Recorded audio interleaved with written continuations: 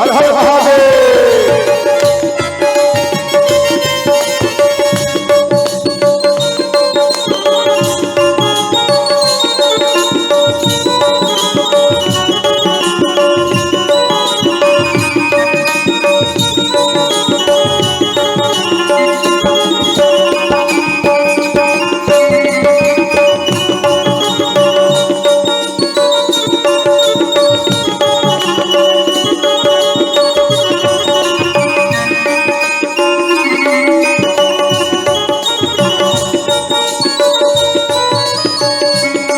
इसलिए बेटा को धूली में लिपटना दो। ऐसा नहीं धूली को खाने लगे, ऐसा नहीं, धूली में शरीर को लिपटने दो तो बल बनता। समझ गए? और ध्यान देना, यार राम लला धूली में लिपट लिपट कर खेल रहे हैं। जब लिपट लिपट कर खेल रहे थे तो अंत में धज कर महल में से बाहर आए, राम लला को देखे। दौड़ते हुए महाराज दशरथ जी गए और राम लला को उठाकर धूली में लिपटे हुए में महाराज दशरथ जी राम को अपने सीने में लगा।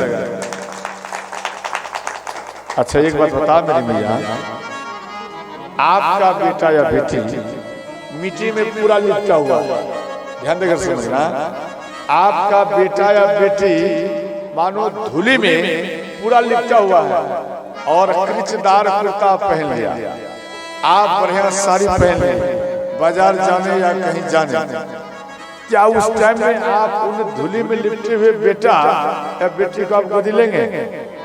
बोलो ना बाबा, क्या सीने में चिपकाएंगे? नहीं, बात को समझो। जिससे आपके बेटा या बेटी के शरीर में पूरा धूली लिपटा हुआ है, आप कृचदार कुर्ता पहन लिया, आप बाजार जा रहे हो, क्या उस टाइम में आप अपना बेटा या बेटी को गोदी में लेंगे? हाँ? हमें तो नहीं लग रहा वो भी लेगी कैसे ऐसे, समझे? शरीर में मत सटना, नहीं तो मेरा ये सारी खराब हो जाएगा। देखो महाराज दशरथ जी ऐसा नहीं किया, आप भी नहीं लेंगे, आप बोले हाँ तो आप नहीं लेंगे, आप भी दूर में रखे, अरे कहाँ है इसको जल्दी में फिट करो, लेकिन आप सीने में नहीं लगाएंगे। ध्यान देना, महाराज दशरथ जी ऐसा नहीं की, वो डायरेक्ट अपने सीने में लगाए। महाराज दशरथ जी को ये मालूम है कि दो स्थान का धूली पवित्र माना गया है। प्रथम पवित्र माना गया गौ माता के चरण का धूली, समझ गए? और दूसरा माना गया है जो आपका बेटा बेटी छोटे में जो मिट्टी में लिपट लिपट कर खेलती है या खेलता है, उनका धूली अगर आपके शरीर में आ जाए तो आप भी सदा सदा के लिए ही पवित्र हो जाते हैं। आपको स्नान करने की आवश्यकता नहीं पड़ता है, समझ गए? इसलिए महाराज दशरथ जी उन बालक को गोदी में देते। तो ध्यान देना, एक सलुकाए और भगवान राम के सामने नाच दिखाए और चले गए। तो यहाँ में ध्यान देना, श्री भगवान राम रोने लगे। जब रोने लगे, देखो तो अब आप गुरु वशिष्ठ को चुप करा रहे हैं, राम को चुप नहीं हो रहा। माँ कौशल्या, माँ सुमित्रा, सब राम लल्ला को चुप करने लगे। तो राम लल्ला चुप नहीं होते थे, वो और जोर से रोने लगे। अंत में गुरु वशिष्ठ बोले, ये राम लल्ला इससे शांत नहीं होगा, आप एक काम करिए, आप किष्किंधा में जाइए, सुग्रीव नाम का कपि, हनुमान नाम का कपि होगा, आप उनको लेकर आइए। हनुमान यानी वो कपि आएगा तो राम और हनुमान का मिलन होगा, तो राम प्रसन्न हो जाएगा। किष्किंधा में भेजा गया और हनुमान जी को लाया गया, तो भगवान राम और हनुमान जी ये दोनों आपस में मिले से। इसके बाद ध्यान देना, माँ कौशल्या और माँ सुमित्रा, माँ कैकेयी, ये दोनों ध्यान देना, ये दोनों बाहर में आकर, महल के बाहर में आकर लट्टू लट्टू खेल लेते। लट्टू समझते? जो रस्सी में जो लपेटते हैं, रस्सी में लपेट दिया और आप फेंक देते तो वो नाचते रहते। तो चारों भाई अपना अपना लट्टू को फेंके तो राम का लट्टू पहले गिर गया। अब राम का गिर गया तो राम हंसने लगे। माँ के कई बोली, बेटा आप इतना हंस रहे हो, अरे तुझे मालूम नहीं तू हार चुका है, तेरा लट्टू गिर गया बेटा। भगवान राम बोले, माँ तुझे मालूम नहीं हम क्यों हंस रहे हैं? बोले क्यों? जरा कान मेरे पास में दे। कान तेरे कान में बोलूंगा। तो माँ के कई कान लगाए और इधर राम माँ के कई कान में बोले कि माँ हम इसलिए हंस रहे हैं कि मेरे भरत भैया जीत रहे हैं, इसीलिए। देखो इनका भाव देखो कितना बचपन से ही श्री भरत जी के प्रति है शुरू। तो वहां में लंकापति रावण आया। लंकापति रावण ध्यान देना, वो लंकापति रावण आकर वो दिमाग लगा रहे हैं कि लट्टू लट्टू खेल रहा है और राम उन जगह में से इधर खेलने के लिए आएगा और हम इसको लेकर भाग जाएंगे और इनको मार देंगे। ये रावण मन में सोच रहे हैं। तो भगवान राम बोले माँ के कई को, मैया एक लट्टू अगर हम इधर उधर फेंक दो क्या आप नाराज होगी? माँ के कई बोली, बेटा एक नहीं 1000 लड्डू फेंक, इसमें नाराज की क्या बात बेटा? तो लट्टू में पाग लगाया, पाग में ना धागा, रस्सी, समझ गए? और वो लगाकर और जैसे ही उन लट्टू को फेंके तो रावण के खोपड़ी में आकर गिरा। रावण के खोपड़ी में आकर गिरा। तो रावण के खोपड़ी कितने हैं? 10। वो उनके खोपड़ी में नाचने लगे। 10 मस्तक में वो उछल उछल कर नाचने लगे।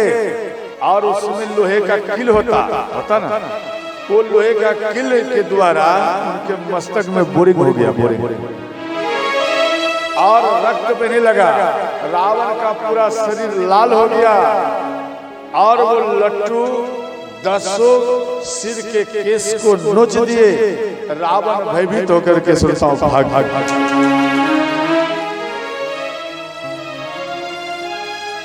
एक बार और आए थे रावण मारने के लिए, भगवान राम को मारने के लिए फिर आए।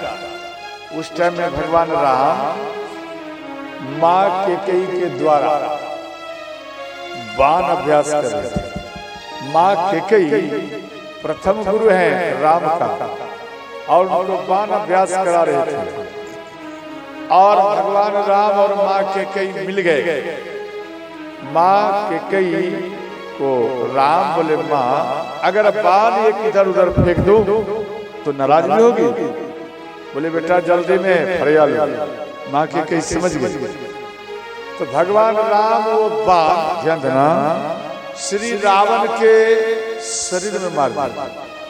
तो रावण वो बाण ही रावण को लेकर लंका में जाकर फटक दिए और रावण का राम नाम सत्य हो गया। रावण मर गए, समझे? रावण मर गए। मात्र 6 वर्ष के उम्र में भगवान राम रावण को मार दिया। जब मार दिए तो हाहाकार मच गया, देवताओं में हाहाकार मच गया। अरे ये पहले मार दिया, अभी तो भगवान राम का लीला शेष रह गया और ये बचपन में ही फाइनल कर दिया। ये बात देव ऋषि नारद को मालूम हुआ। समझ गए? देव ऋषि नारद ये लंका में आया और सुसेन वेद को बोले, सुसेन वेद आप सब क्यों रो रहे हैं?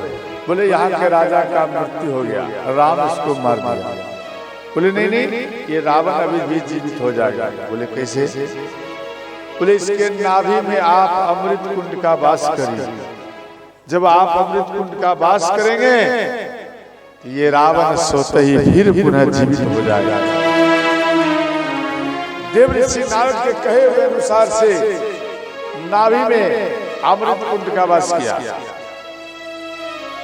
सिंहवेद वास किया तो रावण जीवित हो गया। देखो ऐसे तो भगवान कई लीला किए। एक बार भगवान श्री कृष्ण माँ यशोदा को बोले, मैया आप हमें ये बता, आप हमसे प्रेम कितना करती हैं? बोले। माँ यशोदा बोली, बेटा इन संसार में वैसा कोई वस्तु ही नहीं जो आपसे ज्यादा मैं प्रेम करती होगी। बोले सच में? बोले हाँ। तो उधर से एक दासी आई और माँ यशोदा को बोली कि मैया आप यहाँ लल्ला को खिला रही है, अरे आप चूल्हे पर दूध चढ़ा के आई है और वो दूध उबल उबल कर जमीन में गिर रहा है और आप यहाँ लल्ला को खिला रही है। माँ यशोदा सुनते ही कृष्ण भगवान को जमीन में पटक दिया और दौड़ते हुए अपने दूध को जाकर बचाई।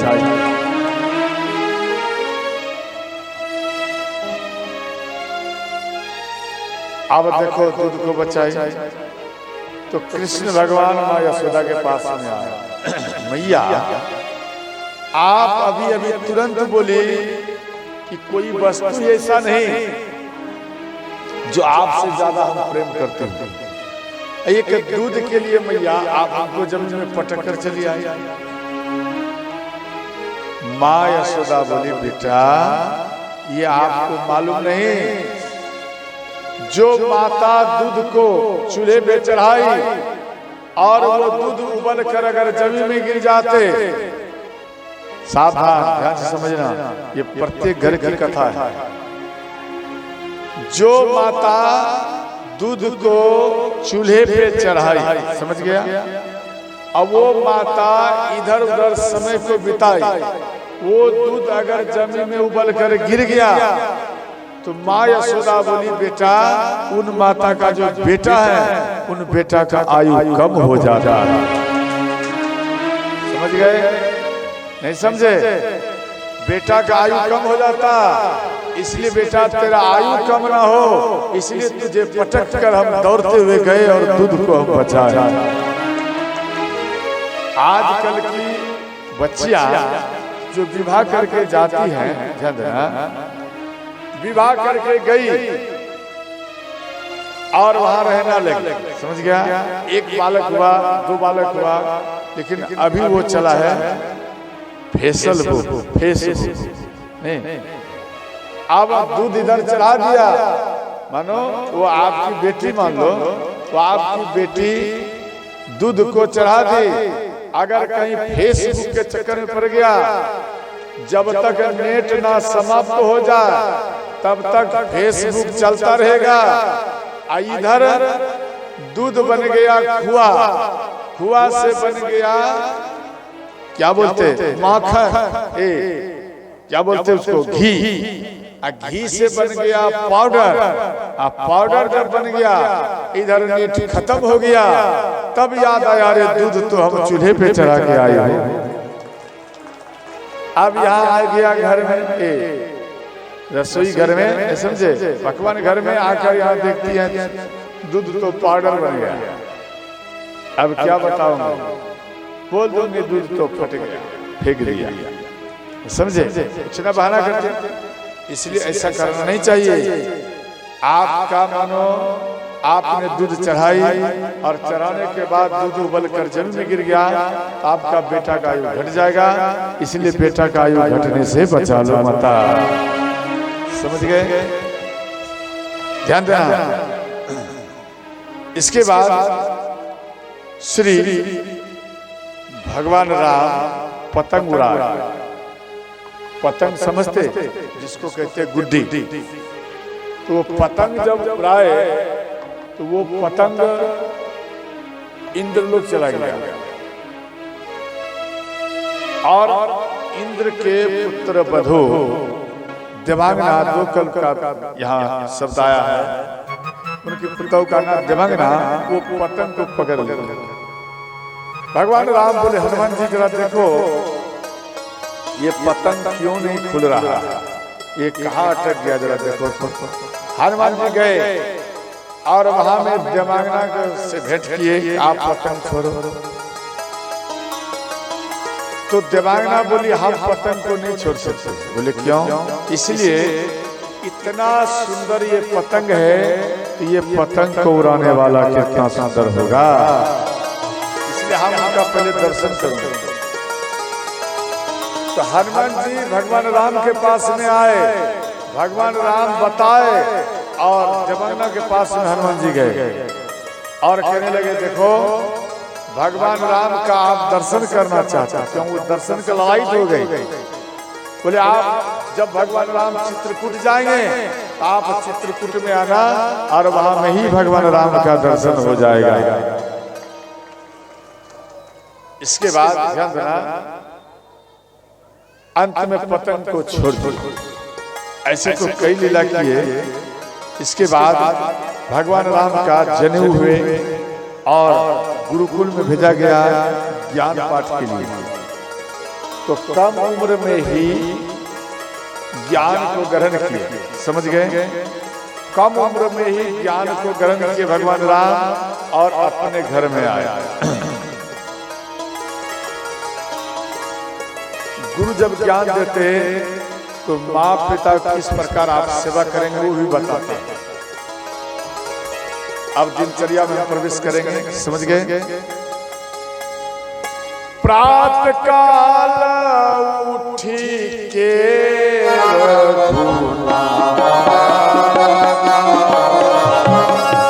प्रातः काल उठी के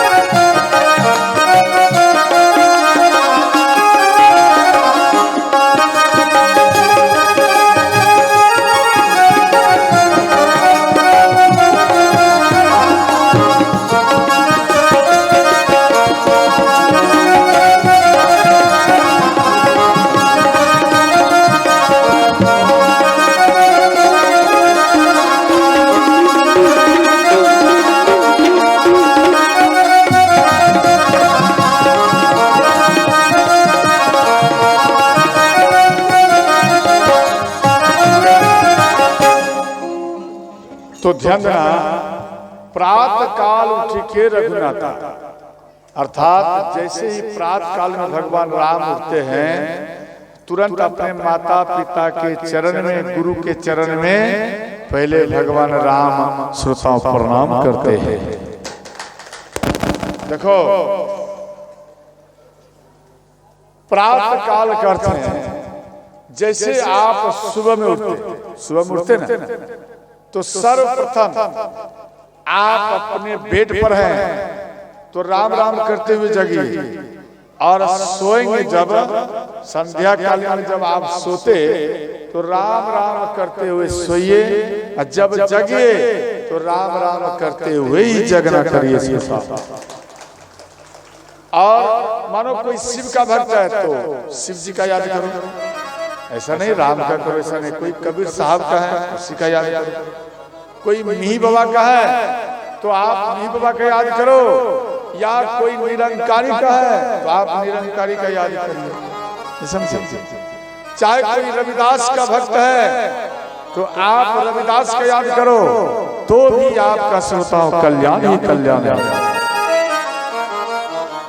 ध्यान देना। तो हाथ में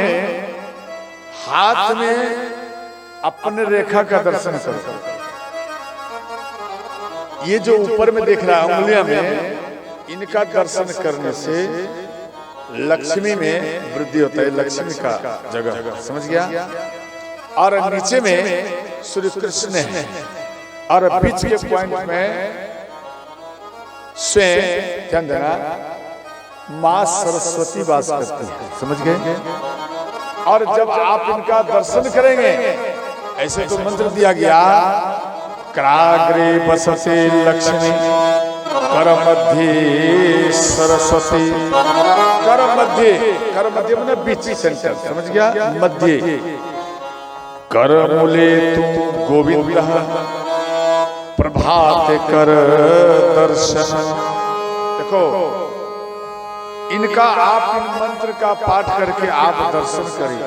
मानो आपको मंत्र याद नहीं है, कोई बात नहीं, राम राम करते हुए, शिव शिव करते हुए आप इन रेखा का दर्शन करिए तो भी आपका कल्याण ही कल्याण है। और देखो, जैसे रात भरी का पाप किया हुआ, दिन भरी का पाप किया हुआ, ध्यान देना, 5 महाकन्याओं का नाम ले लेने से ये पाप मिट जाता। अहिल्या, द्रौपदी, कुंती, अहिल्या, द्रौपदी, कुंती, तारा, मंदोदरी, इन 5 महाकन्याओं का नाम लीजिए। दिन भरी का पाप, रात भरी का पाप किया हुआ वो समाप्त हो जाएगा। अब तो पुरुषों में विशेष भाव आ गया होगा कि भाई बहुत अच्छा बात बोल दिए बाबा, अब तो इन 5 महाकन्याओं का नाम लूंगा और दिन भरी गलती ही बार बार करूंगा। पुरुषों में सबसे बड़ा है, ये कमी है, समझ गए? दिन भरी गलती करूंगा, लड़ाई करूंगा और अंत में सुबह उठूंगा, रात में भी पाप करूंगा, सुबह उठूंगा, 5 महाकन्याओं का नाम लूंगा और ये पाप मिट जाएगा। बहुत सुंदर ऑप्शन हमको बताता है। ध्यान देना, ये मंत्र उन व्यक्तियों में काम करेगा, उन पुरुष स्त्रियों में काम करेगा जो दोबारा फिर वो पाप ना करे। समझ गया? उनमें ज्यादा ही काम करेगा, वरना काम नहीं करेगा। इसके बाद ध्यान देना, देखो, जैसे आप अपने घर में, समझ गए, और आप अपने घर में कितना भी डॉक्टर का इलाज कराया और बार बार इलाज कराते, वो इलाज यानी वो रोग भागता नहीं, समझ गए? मानो रोग नहीं भागता तो आप एक काम करो, नीम का पेड़ लगाओ अपने आंगन में, नीम का पेड़ लगाइए और दत्तुन वो नीम का करिए, वो रोग शांत हो जाएगा। और दूसरा है, जैसे पति पत्नी में मन नहीं मिलता, समझ गए? कई व्यक्ति ऐसे जो आपस में लड़ जाते, मानो पति पत्नी में मन नहीं मिलता, आप बरगद का पेड़ लगाओ, या जगह नहीं है, महल है, अटारी है, हम बरगद का पेड़ नहीं लगा सकते, एक काम करो, एक सप्ताह में, मानो प्रत्येक सप्ताह में 5 बरगद का समझे, बोर का गाछ जो बोलते उनको कहता है बरगद, उनका पत्ता तोड़कर आप घर के ठीक सामने में रखो। आप अपने घर में से, अपने रूम में से, अपने बेड में से उतरकर जैसे ही आप बाहर में जाएंगे तो वो बेर यानी बरगद का पत्ता में दर्शन हो जाए तो आप दोनों का जो क्रोध है वो सदा सदा के लिए ही शांत हो जाएगा। इसके बाद ध्यान देना, जैसे मानो किसी को संतान नहीं होता या संतान होता है तो मर जाता।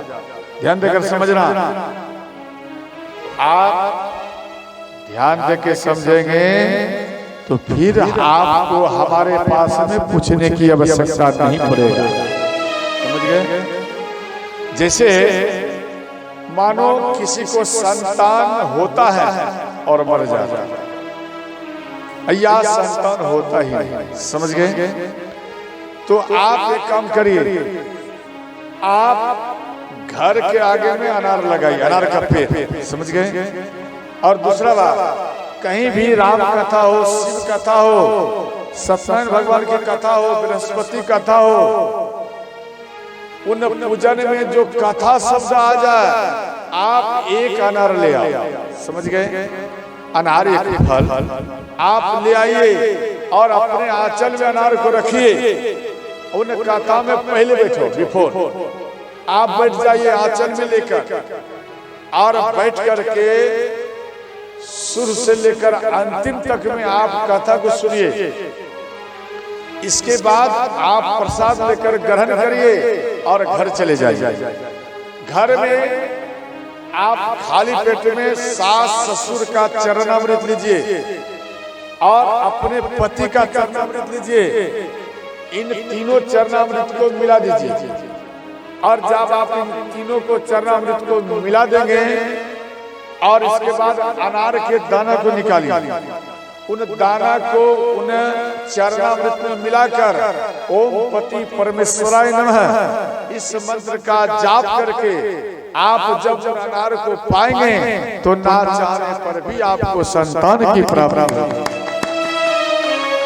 ये स्कंद पुराण में व्यास जी लिखे हैं। समझ गए? ऐसा नहीं बाबा अपने मन से बोल दिया, ऐसी बात नहीं। और दूसरा बात ध्यान देना, जैसे मानो किसी को बेटी ही बेटी है, समझे? मानो किसी को केवल बेटी ही बेटी है, बेटा नहीं आ रहा, या किसी को बेटा ही बेटा है, उनको बेटी प्राप्त नहीं हो रहा। ध्यान दें, तो जब आप 1 माह से 2 माह, 2 से 3 माह के बीच में, ध्यान देना, जब आप गर्भाधारण करें तो उनमें आप अल्ट्रासाउंड के पास में जाइए। आप वहां में देख लीजिए जे हमें बेटा चाहिए, यहाँ बेटी है। समझ गए? आपको बेटा चाहिए, यहाँ में बेटी है, तो आप एक काम करना, आप घर में जाकर आप बाजार से एक मयूर पंख ले आओ। ध्यान देना, और मयूर पंख को आप जला दीजिए। समझ गए? आप उन मयूर पंख को जला दीजिए और उनको 10 पुड़िया में बनाइए, 10 भाग करिए। एक मयूर पंख पे जलाने के बाद राख को 10 भाग करिए।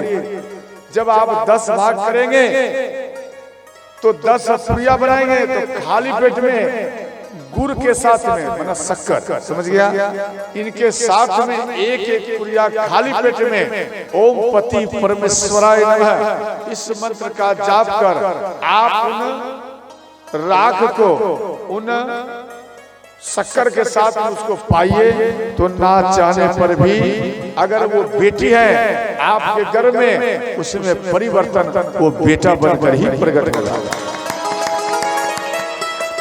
या आपको बेटी चाहिए, बेटा है, ध्यान देना, आपको बेटी चाहिए और या बेटा है, तो भी आप इनको यूज करो, तो बेटी से बेटा से बेटी बन जाएगा। समझे?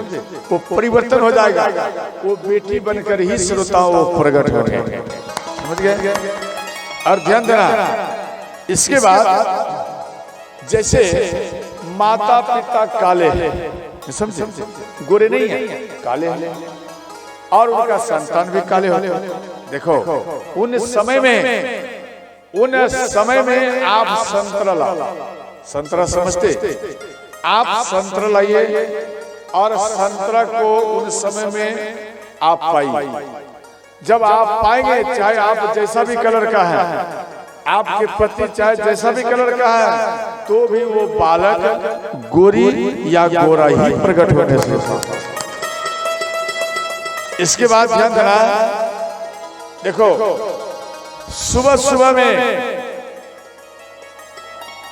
सब कोई ध्यान देना, सुबह सुबह में रामायण पाठ करो और प्रत्येक घर में ठाकुर जी का मूर्ति होना चाहिए। ठाकुर जी का आप नहीं समझे, ठाकुर जी का एक कमरा होना चाहिए। जैसे कहते ना गोसाई घर या इष्ट देवी देवता के मंदिर बोलते ना, समझे? तो वो प्रत्येक घर में एक मंदिर होना चाहिए। आप बोलेंगे बाबा हम एक कमरा नहीं दे सकते, एक काम करो, जगह का स्कार्सिटी है, आप जिन घर में रह रहे हैं उन घर में ही आप एक अलमारी बना, उन अलमारी में ठाकुर जी को स्थापना कर दीजिए, आप पूजा करिए। मानो आप कहेंगे नहीं नहीं बाबा हम एक अलमारी नहीं दे सकते, एक काम करो 4-5 खटाल है, उनमें एक खटाल भगवान के लिए दे दो, पूजा करो। तो भी कहेंगे नहीं नहीं हम नहीं दे सकते खटाल, एक काम करो उसमें एक बित्ता जगह रखिए, मात्र एक बित्ता, और उसमें ठाकुर जी को बैठाकर पूजन करो, तो भी आपका कल्याण ही कल्याण होगा। आप बोलेंगे बाबा हम एक बित्ता जगह नहीं दे सकते, एक काम करो कहां से भी एक चित्रपट ले आए, चित्रपट में ना फोटो, ध्यान देना, आप उनको टांग दीजिए दीवार में और आप उनका पूजन करिए, तो भी आपका कल्याण है। आप बोलेंगे बाबा हम चित्रपट भी नहीं टांग सकते, एक काम करो दीवार में आप लिख दो ओम नमः शिवाय या राम राम लिख दीजिए और आप उनका दर्शन कर अगरबत्ती जलाइए। आप बोलेंगे बाबा हम ना दीवार में लिख सकते, ना हम खटाल में रख सकते, और ना हम चित्रपट टांग सकते, ना हम एक मंदिर बना सकते। याद रखना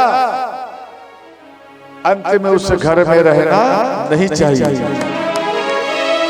यानी ऐसे घर में मत रहना चाहिए जहां में राम नाम ना हो, शिव का नाम नहीं हो, अपने इष्ट देव देवता का स्थान नहीं हो, उस घर में रहना नहीं चाहिए, घर को छोड़ देना चाहिए। समझ गए?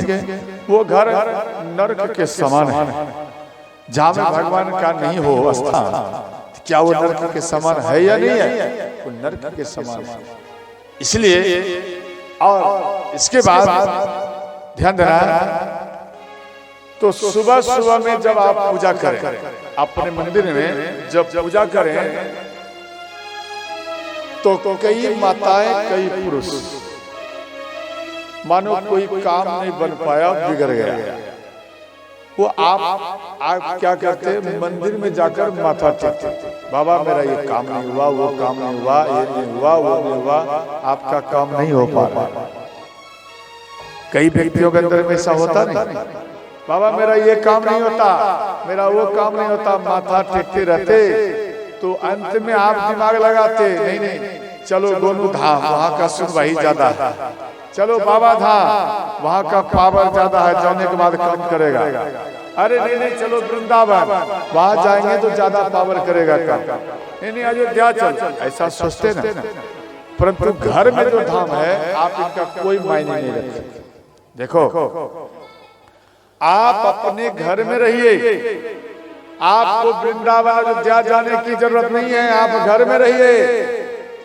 आपके जो पूर्वज है, ध्यान देना, आपके जो पूर्वज है वो पूर्वज वहां में प्राण प्रतिष्ठा किया इष्ट देव देवता का, और वो निर्मल थे इष्ट देव देवता, और वहां में इतना मांग किया, आपका पूर्वज इतना मांग किया कि सब पाप उनके ऊपर में, इष्ट देव देवता के ऊपर में वो पहाड़ के समान रखा हुआ है। अब बताओ, मानो वैकुंठ से एक बूढ़ी माता या भगवान आकर बैठे गया, आप उनके ऊपर इतना पाप दे दिया, उनका हालत खराब, और फिर बोल रहे हो मेरा ये कष्ट को हरण करो, कहां से करेंगे बोलो? अब मानो कोई मर गया, मानो कोई मर गया तो आप क्या करते? मंदिर में पूजा करते? बोल रहा है या नहीं? ए बोल माता, पूजा करते क्या? पूजा नहीं करते। क्यों? इसलिए कि भाई छुचुक हो गया, हम पूजा नहीं करेंगे, ठीक ठीक, बहुत सुंदर बात। आप पूजा मत करिए, मंदिर को आप पैक कर देते हैं। 14 दिन होगा, 12 दिन के बाद, है ना, कोई 10 दिन में, कोई 12 दिन में, मानो पवित्र होने के बाद उस मंदिर को छू करके उन दरवाजे को खोलता। देखो, आप जो मंदिर में 14 दिन तक, 12 दिन तक आप छोड़ दिया, उसमें मानो एक वृद्ध माता बैठी है, आपका इष्ट देवता बैठी है, तो उनको भी तो भूख लगता होगा, तो उनका क्या होता होगा, बोलो, क्या उसके अंदर में पावर आएगा? आपको 14 दिन तक एक कमरे में बंद कर दिया जाए, सांझ बत्ती अगरबत्ती इत्यादि ना जलाया जाए, आप क्या करोगे, बोलो? आपका बल बढ़ेगा? बोलो ना, हाँ या नहीं? बल जब नहीं बढ़ेगा, ध्यान देना। अच्छा, एक बार बता, क्या हो गया जो नहीं आपने सांझ दिया? छुच्छुक आ गया, बहुत अच्छा, छुच्छुक में उदास रहना चाहिए, बहुत बढ़िया। आपके मानो पिता चला गया, मानो माँ चली गई, और वो अभी घर में है, उनका शरीर घर में पड़ा हुआ है, आप रो रहे हैं। रोते रोते जब आप शांत हो जाते, आपको कोई पड़ोसी ले गया कि बाबा भोजन कर लो, क्या करते हो आप, बोलो? भोजन करते या नहीं करते? क्यों करते? छुच्छू क्या छोड़ दो ना, 10 दिन भूखे रह देखो जरा, कैसा लगता है? रहोगे? नहीं रहोगे। आप एक दिन नहीं रह सकते, और वहां जगत जननी जगदम्बा माता वो 9 दिन तक नहीं, 12 दिन तक ऐसे भूखे प्यासे पड़ी रहती है। ध्यान देकर सुना। आप मानो आपके अंदर में भाव है कि हम भोग नहीं लगा सकते, पूजा नहीं कर सकते, अगरबत्ती नहीं दिखा सकते, आप किसी ब्राह्मण देवता को ले आओ, आप उससे पाठ कराओ, उससे अगरबत्ती दिखाओ, भोग लगाओ। या कोई ब्राह्मण देवता नहीं ला सकते, रुपया लग जाएगा, अरे छोड़ो, तो आपके गांव में कोई ऐसे व्यक्ति उनको ले आ और उससे पूजा करा। छोड़ो, गांव में नहीं है तो आपके घर में कोई कन्या है, आप उन कन्या, छोटी कन्या से आप पूजा करा, तो भी भगवान प्रसन्न ही प्रसन्न रहेगा। समझ गए? इनमें ध्यान रखना करो। और दूसरी बात, आप जब पूजन करें, जैसे पाप का पहाड़ हो गया, आपका कष्ट का पहाड़ हो गया इस देवता के ऊपर, तो आपका कर्तव्य है उनका कष्ट का हरण करना। आपका जब वो कष्ट हरण करते, तो आपका भी तो कर्तव्य है, भगवान का भी कष्ट हरण करो। कष्ट कैसे हरण किया जाएगा, ध्यान देना। जैसे क्या बोलते, आरती उतारू तेरी, ये तो नहीं कहते आरती चढ़ाओ तेरी, ऐसा कहते क्या? नहीं कहते। यहाँ क्या है, आरती यानी दीपक में आप जलाया और आरती कर रही है, तो आरती जब करिए तो ओम बनाइए, नहीं समझे, ओम बनाओ। कई व्यक्ति क्या करते, गोल गोल ऐसे घुमाते, घुमाने का ऐसे ठीक, कई व्यक्ति ऐसे घुमाते उल्टा, तो ये घुमाना कैसे, ओम बनाओ, समझ गए को, ओम बनाओ, नहीं समझे, ओम बनाइए तो वह ओम सिद्ध हो जाएगा। और जब आप ओम बनाएंगे और आप आरती करेंगे, तो आरती उतारो तेरी, अर्थात हे इष्ट देव देवता, हे प्रभु, हे भगवान, आपके जो कष्ट हैं इन दीपक के द्वारा हम उतार रही हूँ, और आपका कष्ट उतर जाएंगे। और उन दीपक को आप कहते कि दीपक, दीपक एक देवी है, समझ गए? और उन देवी को आप कहते देवी, आप इष्ट देवी देवता के कष्ट को लेकर आप जल जाती है, इसलिए ये कष्ट पूछो हमें दो। आप 1 रुपया, 2 रुपया, 5 रुपया आप द्रव्य देकर आप उनमें फिर वो कष्ट को आप लेते, और जब आपके पास में कष्ट आया, जब आप राम राम जाप करेंगे, शिव शिव जाप करेंगे, तो आपके शरीर में जो कष्ट आया वो खेल खेल में ही समाप्त हो जाएगा। समझ गए? ध्यान देकर समझना। इसलिए डेली और भोग लगाना करो, भोग जिससे आप भोजन करते ना, उसी प्रकार से आप भगवान को भी भोग लगाया करो माता। समझ गए? इसके बाद ध्यान देना, तो देखो सूर्य भगवान की ओर खड़े होकर मल मूत्र करना नहीं चाहिए। जो मल मूत्र करता है उनको रोग होता है, और जो पूजा पाठ इत्यादि हवन मंत्र जाप ध्यान आप अगर करती है या करते हैं तो आपका रोग समाप्त ही हो जाता है श्रोता। और देखो प्रत्येक गांव में एक शिवलिंग होना चाहिए, नहीं समझे? प्रत्येक गांव में एक शिवलिंग होना चाहिए।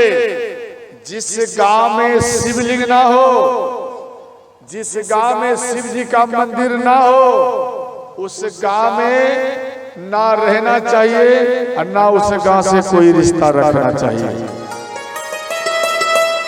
इसलिए प्रत्येक गांव में ये रहना चाहिए। समझ गए? उसके बाद देखो आप मानो शिवलिंग ही चाहिए, ऐसी कोई जरूरत नहीं।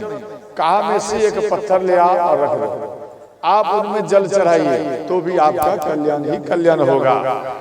इसके बाद आप जैसे टूटी के पास में नहा रहे हैं, आप जल को अपने शरीर को ही शिवलिंग मानिए। अब हर हर महादेव का प्रथम लोटा आप डालिए तो भी भगवान शिव का ही पूजा माना जाएगा। मानो आप वो नहीं कर सकते तो एक काम करिए, आप अंगूठा को इस प्रकार करिए और लोटा में जल लीजिए, सूर्य भगवान को साक्षी मान इनको शिवलिंग समझिए, आप इनमें जल को चढ़ाइए तो भी आपका कल्याण ही कल्याण होगा। तो ध्यान देना, ये दिनचर्या की बात है। इसके बाद सब कोई हाथ जोड़ लीजिए, मेरे साथ साथ में पाठ करिए। ओम नमो भगवते रुद्राय। ओम नमो भगवते रुद्राय। ओम नमो भगवते रुद्राय। ओम नमो भगवते रुद्राय। ओम नमो भगवते रुद्राय। ओम नमो भगवते रुद्राय। ओम नमो भगवते रुद्राय। ओम नमो भगवते रुद्राय। ओम नमो भगवते रुद्राय। ओम नमो भगवते रुद्राय। हाथ में हाथ को मसाज करें। जब हाथ में हाथ को मसाज करेंगे तो ये आपका हाथ गर्म हो जाएगा। इसके बाद आप अपने नयन में लगाइए, आप अपने नयन में लगाइए, एक नया चेहरा दिखाई देगा। जब नयन में लगाएंगे तो आपका जो प्रकाश है नयन में जो कम पड़ रहा है उसमें और वृद्धि ही वृद्धि हो जाएगा। देखने में सामर्थ्य जगेगा। तो ध्यान देना, इधर गुरु विश्वामित्र ये यज्ञ करते थे, और जब जब यज्ञ करे तो दैत्य लोग आकर इनके यज्ञ को विघ्न डाल दे। जब विघ्न डाल दे, गुरु विश्वामित्र ने विचार किया, भगवान श्री राम जब प्रागट्य हो गया है तो क्या ना भगवान को ले आओ। तो भगवान को लाने के लिए अयोध्या में आए और गुरु वशिष्ठ गुरु विश्वामित्र का स्वागत किया और अंत में चरण पखारे। ध्यान देना, चरण पखारे और चरणामृत पूरे महल में छीटे और महाराज दशरथ जी वो चरणामृत को जितना माताएं थे, पुरुष थे, बच्चे थे, सबको गुरु जी का चरणामृत का पान कराए सोता। समझ गए? अब चरणामृत का पान कराए तो सब प्रसन्न होकर के गुरु जी को बैठाए और कहने लगे, गुरु जी आप किस कारण आया है?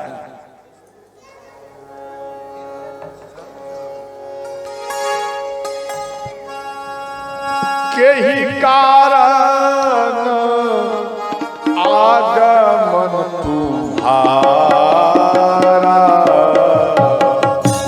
कई कारण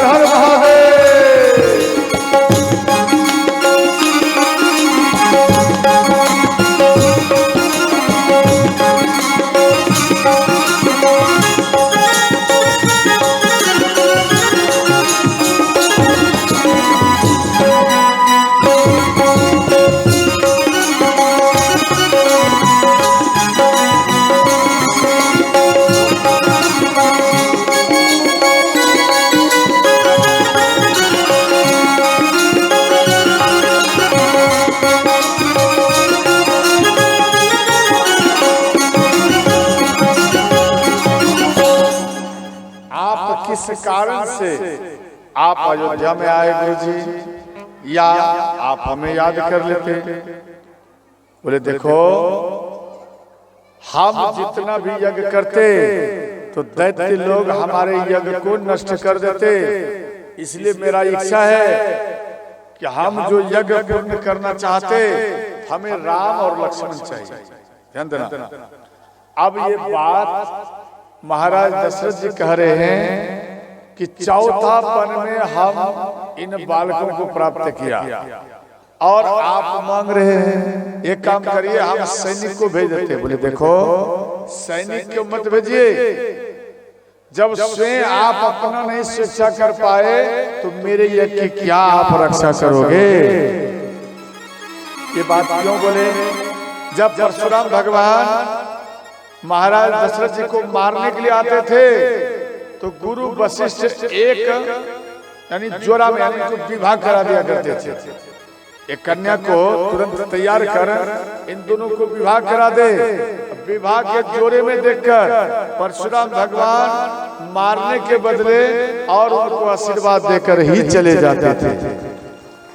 इसलिए वाल्मीकि रामायण के अनुसार सिर्जा गया है 360, ध्यान देना, 357 बार महाराज दशरथ जी को मारने के लिए परशुराम भगवान आए थे और इनसे बचने के लिए 357 विवाह किए। और मुख्य में प्रथम जो विवाह किए 3, जो कि गोस्वामी जी ये तुलसीकृत रामायण में इससे मात्र 3 का ही जिक्र किया गया, परंतु 300 कुल 60 मिलाकर हुआ, ये जिक्र नहीं है, मात्र 3 है। तो ध्यान देना, इस कारण बोले जब आप अपना स्वेच्छा नहीं कर पाए तो मेरे यज्ञ की स्वेच्छा क्या करोगे? इतने में भगवान राम आए, गुरु जी के चरण में प्रणाम किए और अंत में गुरु वशिष्ठ बोले एक काम करो, आप जाने दीजिए, आप घबराइए मत। तो गुरु विश्वामित्र बोले हे राजन, आपसे हम मात्र में 2 बालक लेके जा रहे हैं और प्याज समेत हम आपको 4 वापस करेंगे।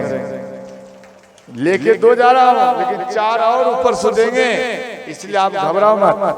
तो राम लक्ष्मण को मांग कर, ध्यान देना, ये आ रहे हैं। तो जब इधर जा रहे थे, ध्यान देना, सुकेत नाम का एक दैत्य थे, यक्ष। तो गुरु, ध्यान देना, गुरु विश्वामित्र जा रहे हैं और सुकेत नाम का एक दैत्य थे, उनको एक भी संतान नहीं थे। संतान की प्राप्ति के लिए, ध्यान देना, संतान की प्राप्ति के लिए ये तपस्या की ब्रह्मा जी का। ब्रह्मा जी इनके तपस्या को देखकर वो खुश हो गए और प्रकट हुए। बोले ब्रह्मा, बोले प्रभु, हमें एक भी संतान नहीं, आप हमें एक संतान दीजिए। तो ब्रह्मा जी एक कन्या दिए, 1000 हाथी का बल भी उनको दिए। समझ गए? बहुत सुंदरी कन्या थी। तो जंब के पुत्र शुद्ध के साथ इन कन्या का विवाह कराया। उन कन्या का नाम था तारका। समझ गए? इनका विवाह कराया। तो शुद्ध और तारका, इन दोनों के मिश्रण से 2 बालक प्रकट हुए। एक बालक का नाम हुआ मारीच और दूसरा का नाम हुआ सुबाहु। समझ गए? और इधर शुद्ध जो है, ध्यान देना, ये शुद्ध अगस्त मुनि के आश्रम में आकर इनके यज्ञ को नष्ट करने का प्रयत्न किया। तो अगस्त मुनि हाथ में जल लेकर और श्राप देकर इनको जलाकर भस्म कर दिया। अपने पति का मृत्यु की बात सुनकर तारका दोनों बेटा को लेकर अगस्त मुनि के आश्रम में आई और अगस्त मुनि को खाने के लिए दौड़ी। ध्यान देना, जब खाने के लिए दौड़ी तो अगस्त मुनि हाथ में जल लिए और श्राप दिए, जा तू राक्षसी की तरह कर रही है, राक्षसी प्रवृत्ति के है, जा तू राक्षसी ही बन जा। इनको श्राप दे दिए। पहले बहुत सुंदरी थी, अब ध्यान करिए राक्षसी हो गई। अंत में तारका सोची, अगर हम कुछ देर रहेंगे, मेरा 2 बेटा है, कहीं अगर कुछ गड़बड़ होगा तो मेरे बेटा को भी जलाकर भस्म कर देंगे। अपने बेटा को लेकर भाग गए। ध्यान देना, यही तारका गुरु विश्वामित्र के सामने में आया और राम को खाने के लिए दौड़ी। तो गुरु विश्वामित्र बोले कि राम, आप इनके ऊपर बाण छोड़ो। तो राम बोले प्रभु, हे गुरुजी, हम बाण कैसे छोड़ सकते?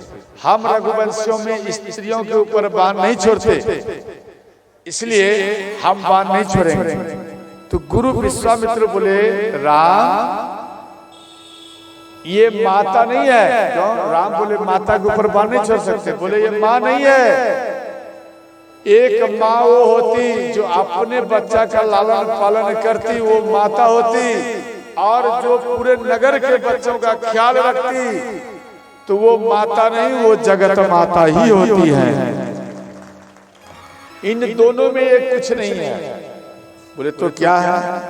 बोले जो दूसरे बच्चों को खा जाए, ध्यान देना, जो दूसरे बेटा को खा जाए, बेटी को खा जाए, स्त्री हो या पुरुष, तो वो ना पुरुष है, ना वो माता है, ना वो पिता है, बल्कि वह एक राक्षसी ही है।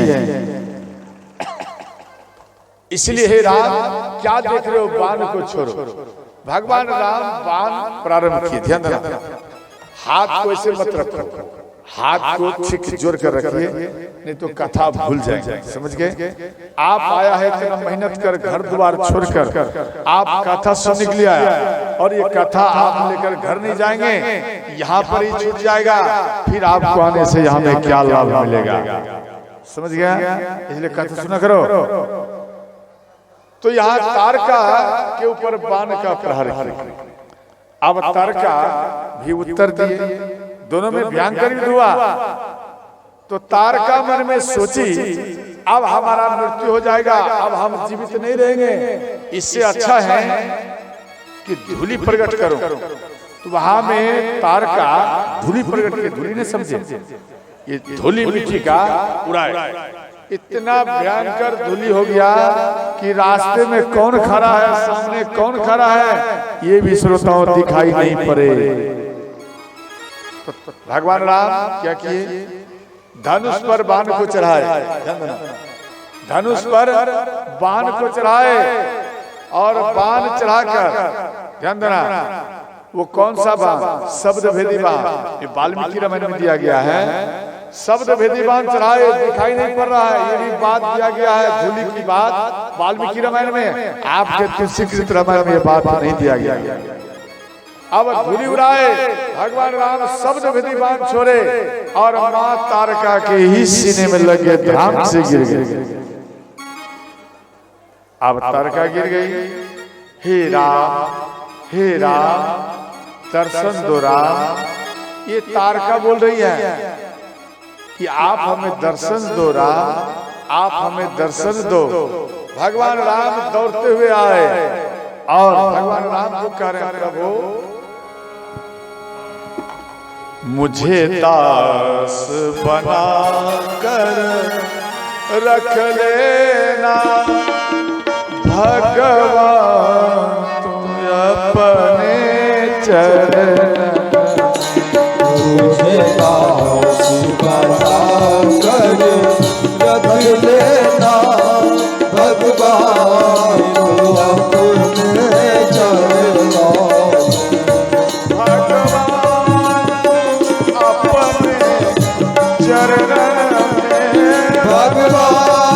तुम अपने चरणों में, भगवान अपने चरणों में, भगवान तुम अपने चरणों में। मुझे दास बना कर रख लेना, भगवान अपने चरणों में। मुझे दास बना कर रख लेना। हर हर महादेव।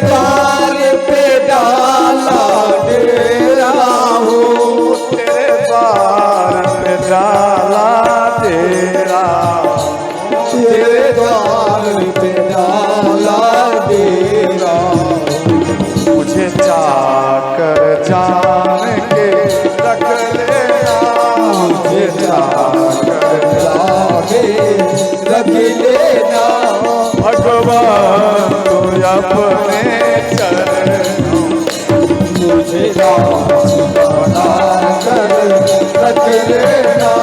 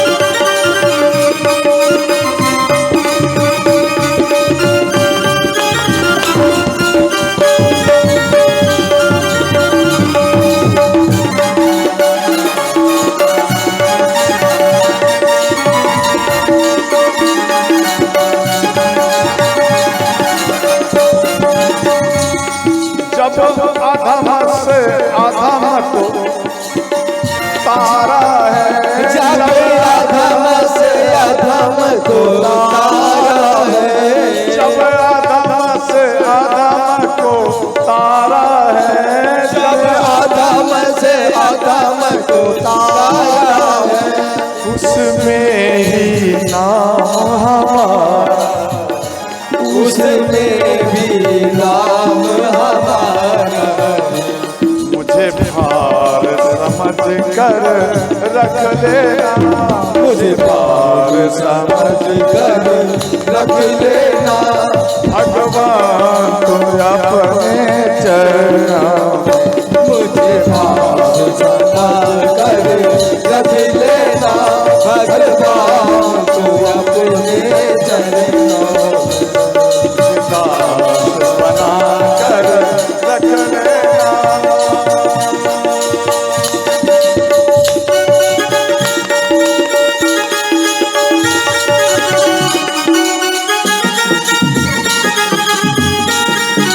जय श्री राम।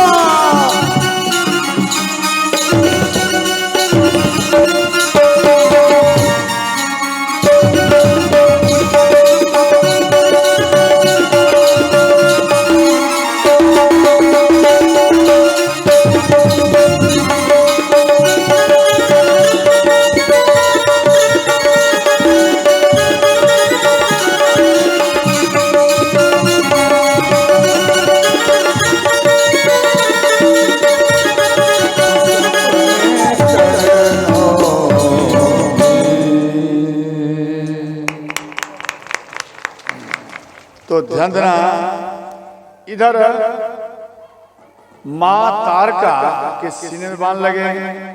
तो भगवान राम से निवेदन किए कि प्रभु सुना है कि जो आपके चरण में अंतिम चरण में जिनका अंतिम समय आ जाता, जो आपको याद करते हैं और आपसे जो जो व्यक्ति जो कुछ मांगते हैं, आप उनके इच्छा के पूर्ण कर देते हैं प्रभु। इसलिए आज हम भी मांग रही हूँ, ध्यान देना, यहाँ माँ तारका बोली कि आपसे कुछ हम मांग रही हूँ। भगवान राम बोले, हे माता आपको क्या चाहिए, बोलो आपको क्या चाहिए। तो माँ तारका बोली, हे नाथ, हम कई प्रयत्न किया जे अयोध्या का मैं शासन करूं 14 वर्ष के लिए, परंतु आपके पिता कहीं हमको मार्ग नहीं दिया, ना कहीं जगह दिया, और आपके पिता के रहते हम ये शासन नहीं कर पाए, इसलिए मेरा इच्छा को पूर्ण किया जाए। तो भगवान राम बोले, पहले वचन देना पड़ेगा। बोले क्या वचन? बोले आप 14 वर्ष तक जो आप शासन करेंगे अयोध्या में, तो अयोध्या में किसी का मृत्यु नहीं होना चाहिए, पहले वचन दो।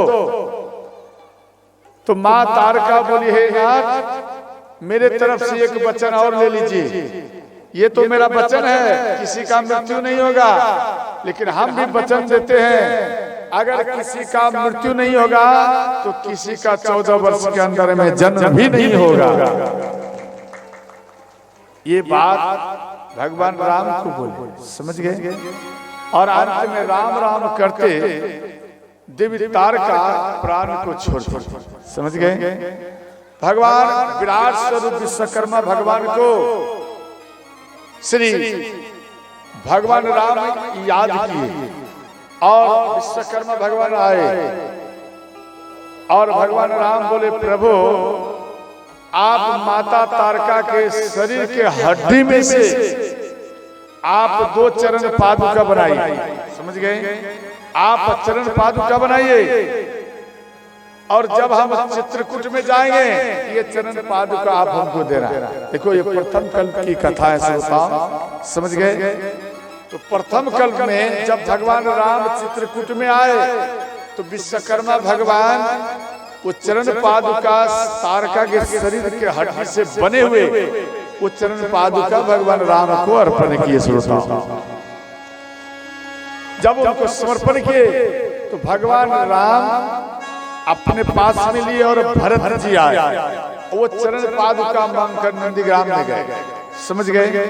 और यहाँ ध्यान देना, और दूसरे कल्प की कथा, इधर जितना कल्प हुआ, जब भगवान राम बन जाते थे तो माँ के कई चरण पादुका जो भरत जी कपड़े में लपेट कर पूजा क्या करते थे, रखते थे, वह चरण पादुका माँ के कई उठाकर राम को देती थी, और बेटा इन चरण पादुका को आप ले जाइए और वन में आप राज्य करिए, ये मेरा आशीर्वाद।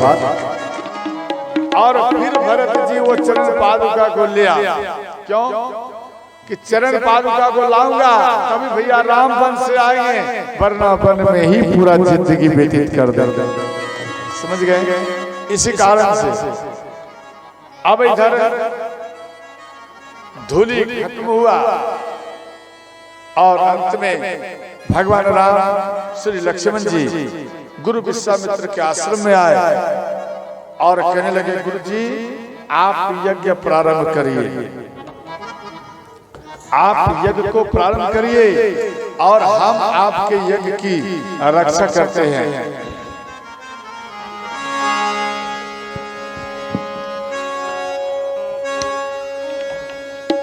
प्रात कहा मुनि सन रघुराए,